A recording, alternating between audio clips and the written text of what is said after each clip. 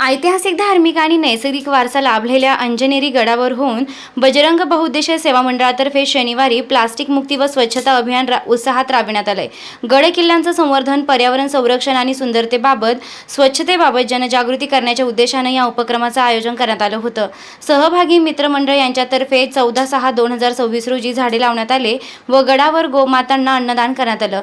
आम्हाला सपोर्ट करा, आपला उपक्रम वाढवावा, या आपला धर्म जपावा अशी सर्वांना नम्र विनंती। ओम बजरंग बहुउद्देशीय सेवा मंडळ, ओम बजरंग अंजनेरी ट्रेकिंग ग्रुप, बाळासाहेब मोथोरे यांच्या मार्गदर्शनाखाली काम करण्यात आलं व त्यावेळेस मंडळाचे सदस्य सुभाष पाटील, दिलीप पाटील, स्मित जाधव, आदित्य खाटीकडे, गणपत नेटावते, साई दाते, ओंकार दाते, ऋषिकेश पाटील या सर्वांनी हे काम राबवण्यास मोलाचा हातभार लावलाय।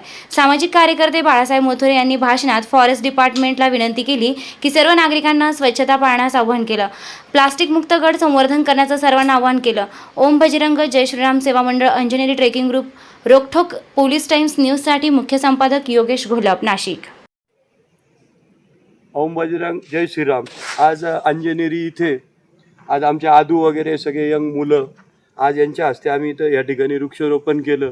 गेल्या 12 वर्षापासून आम्ही दरवर्षी वृक्षारोपण करत असतो, परंतु यंदाच्या वर्षी काही युवा मुलं मला भेटले आणि आम्ही नाशिकवरून सकाळी पहाटे 4 वाजता इथे आलो।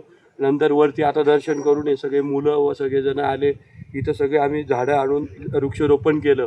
तर असंच यंग मुलांनी नाशिक शहरात आणि गड किल्ल्यांवरती वृक्षारोपण करावं, मी अशी सगळ्यांना विनंती करतो। ओम बजरंग जय श्री, हर हर महादेव।